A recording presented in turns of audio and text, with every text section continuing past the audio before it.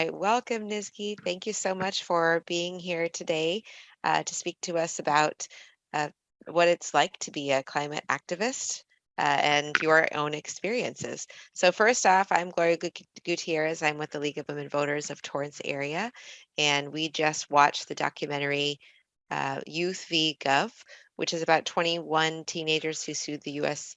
Government over their actions regarding climate change. Uh, so Nizki here is from the Communities for a Better Environment from the Youth for Environmental Justice program. She's an active core leader in their program, and her um, identity is rooted in the powerful resistance to speak out and push back against the many injustices her community in Wilmington has faced. So I have a few questions for Nizki, and then we're going to open it up to the audience to share any questions they have. So can I ask first, Nizki, what got you started in climate activism? Yeah, so I've always been an activist. My dad actually had is indigenous. So I've always done indigenous rights activism, but not really environmental or climate activism. It wasn't until my 15, 16 years where actually there was a climate march that was happening in the city where I live, which is Wilmington. And then I didn't really know what it was about. So I got educated, and it was because of the expansion that the solar refinery, not called Marathon, they wanted to expand, making it the largest refinery in the West Coast nation. And so I knew that that was something that I wanted to participate in. And then it wasn't until I really got involved with Communities for a Better Environment where they educated me about like that it's not normal to have forests surrounding refineries in your city and to have oil drilling in your backyards. It's not normal. And so when I found that out, I was like, this is something that I need to participate in because my livelihood depends on it. My family's lives depend on it, and I need to do something not only for myself but for future generations passed down. And so that's ultimately why I got how I got started and why I wanted to continue forward with the work. All right, great.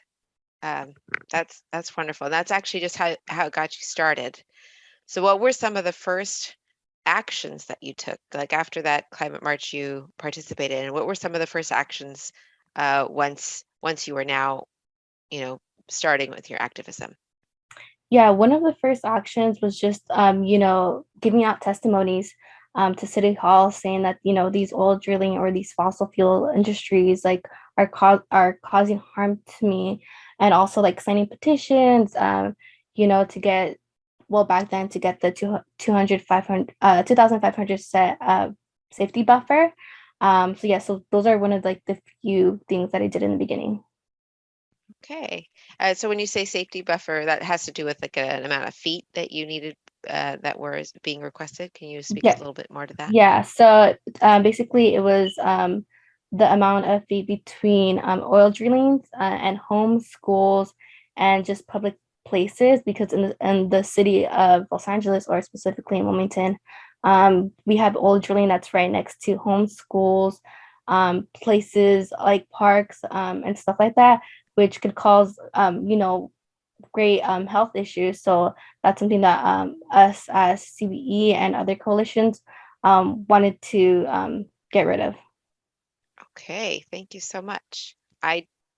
So in speaking about some of the actions that you've already taken as a climate activist, what were some of the hardest or most surprising obstacles or experiences that you faced? I think one of the most hardest obstacles that I faced was politicians or our city council member not being in favor of us and siding with oil industry. I guess that was the most frustrating part because we elected these people to make the right decisions for us, and them not doing that. So that definitely has to be one of the hardest. Yeah. So right alongside a little bit of what they experienced in the film, because Yeah. they were saying, hey, the government isn't acting on our behalf, and the courts need to get involved because what we've been doing hasn't been working. Um, Okay, so I have a final question, and then I'd like to open it up to the audience. What would you say to someone who wants to get started in climate activism? Well, there's so many things I would want to say, but I guess some of the few things would be like definitely join an organization that talks about these issues, or join a group and like surround yourself with people who are also willing to fight for these issues. And also just to be confident in yourself and to be confident in what you believe in, and to definitely not get intimidated by these oil industries, because they definitely could be intimidating at first, but we as youth have so much power that there's no need to be intimidated. So definitely yeah, just believe in your work, believe in the work that you're doing, and like just keep striving um for a better earth. I love it. Believe in the work that you're doing and strive for better earth.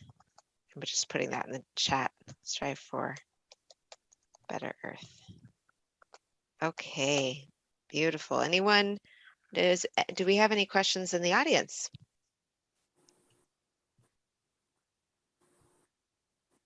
I was going to ask a question, but you actually just answered it. My question was like, how do you stay motivated in the face of this like oppression, it feels like, but you kind of addressed that already, which was so beautiful. But I know for me, sometimes I just feel like I'm not doing enough. Do you ever feel like that too?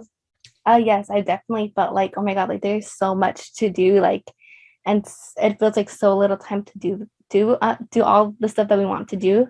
But at the end of the day, we have to acknowledge the wins that we have done when it comes to climate issues, and just recognize like, like we have done stuff, we are progressing, and that's what just keeps me motivated, is that knowing that we actually made progress, with climate issues, and we actually have been achieving. Yeah, that's a good reminder. Thank you. Thank you, Jasmine.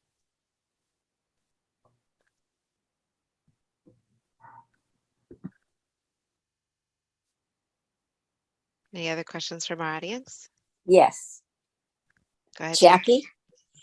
I'm assuming that all the people I see on the screen are old enough to vote.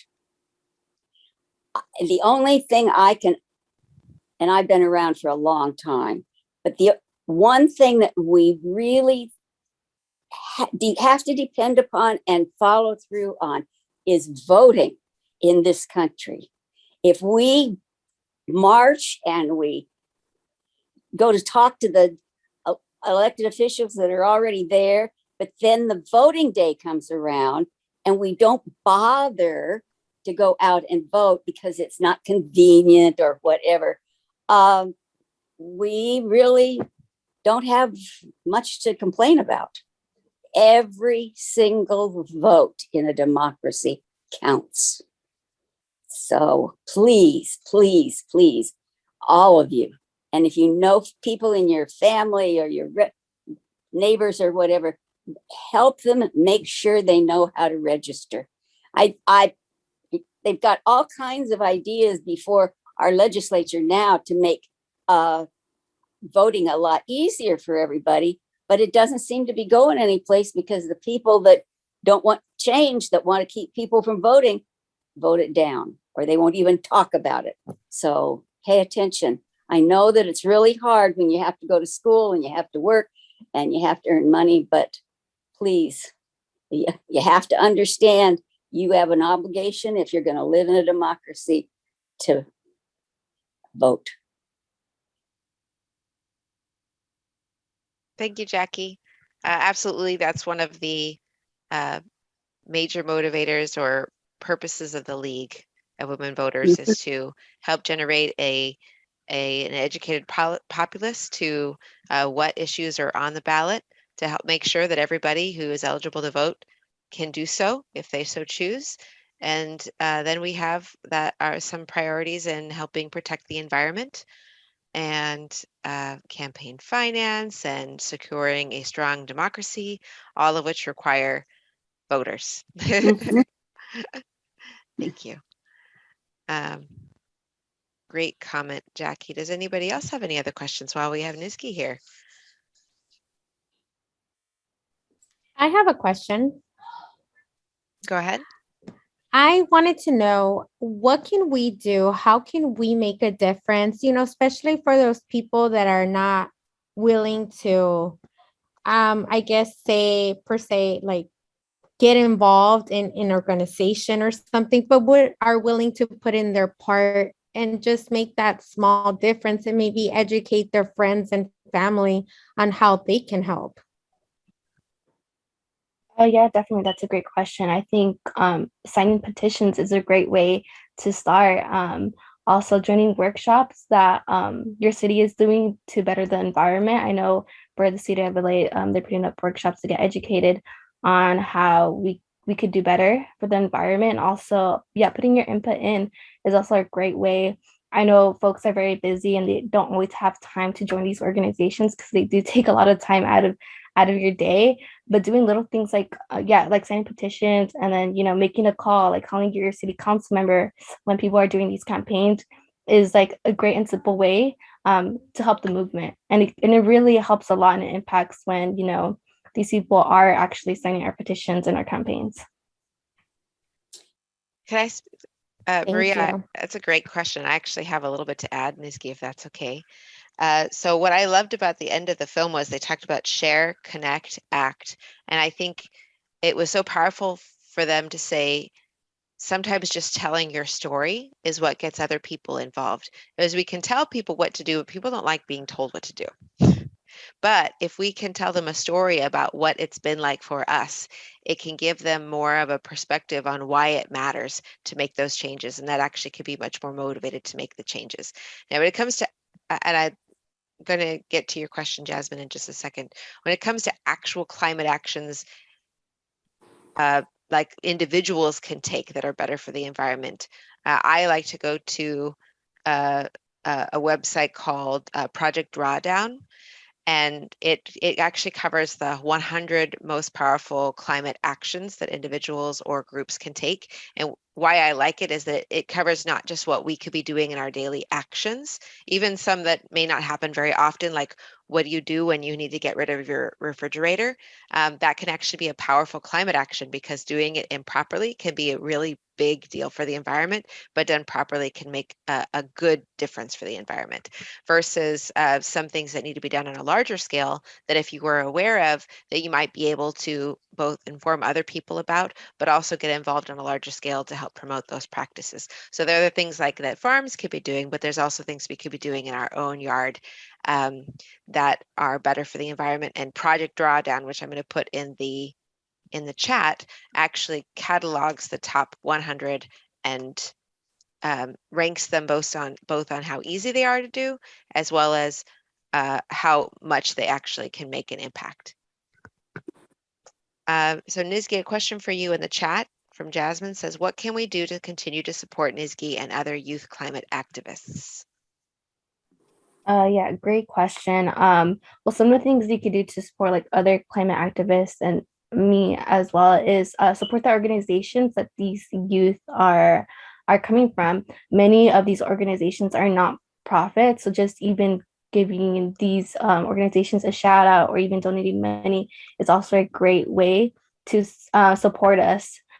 Doing like small things like posting on social media, or like telling your friends about this, or doing all that, or like sharing us out, is a great way to give us more exposure, and also, to help down other youth.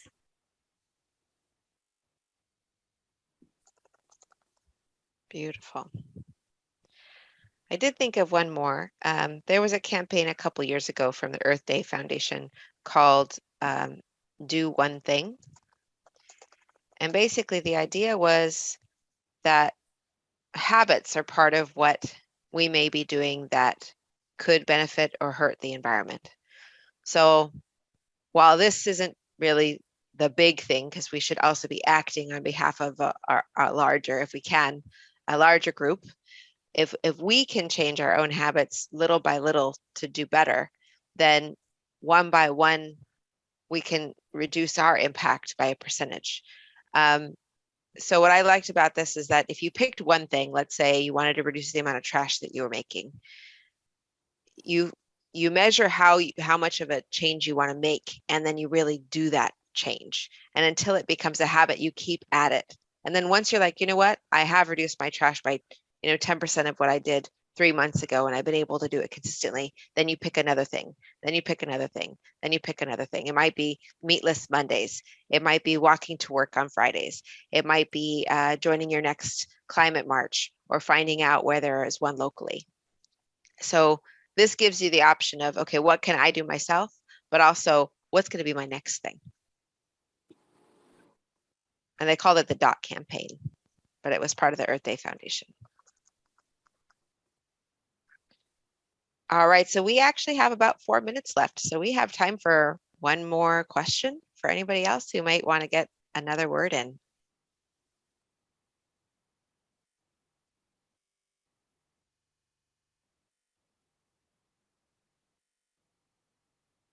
These were some great questions that we had.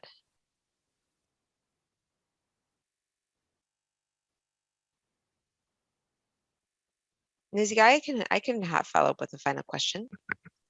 Do you know of any upcoming actions that people can participate in and be a part of that might be in the horizon?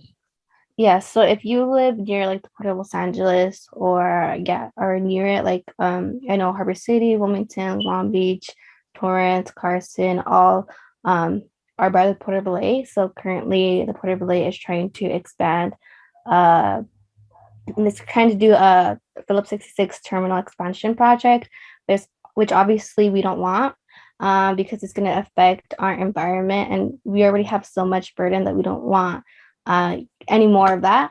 So what you can actually do is submit public comment to go against it. I know that's one of our newest projects that we're doing or campaigns that we're doing. So And sorry, when is that? So you just need to submit a public comment. It's via email. I could provide more information. We do have more information on our Instagram if you guys have Instagram, and the public comment is going to be due by April 25th at 5 p.m. sharp. No, April 22nd at 5 p.m. sharp. Okay, so I'm going to put your website here for everyone to see, cbecal.org. And that's the Communities for a Better Environment. I'm looking at it. Would that be under organizing or issues? Events? I believe it would be under organizing, but we also on our Instagram, we have a full post on how you could submit the public comment as well, if that's easier for you guys.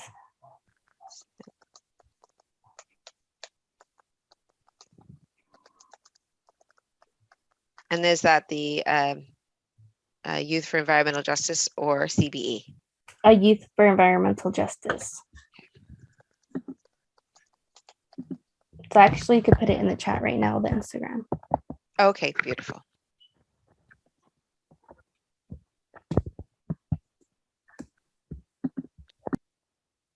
All right, so that'll be in the chat. And I want to thank Nizgi so much for sharing with us your experiences and your climate activism. It's very motivating and inspiring to see what's even being done here in our own backyard. That movie was very big. It showed the whole nation, the whole country, and what's being done on a bigger scale in the world.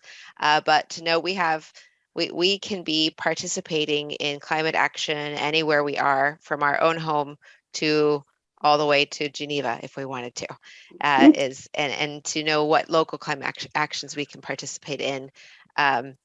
We can have a lot more power, I think, locally. So it's always a great idea to be looking, what can we do at our own home? What can we do in our own neighborhoods? And how can we push the needle forward? So thank you so much for your time. Thank you everyone for participating tonight. And certainly if you want to get connected with Nizgi's organization, feel free to either check the websites or reach out to me and I could share that information with you. Thank you, everyone. Thank you very, very much, Gloria, for all your work. And Yeah, for all thank you. the young people for leading us to a better life. Yeah, thank you guys so much for having me. It was a great opportunity for you guys to ask me questions. And yeah,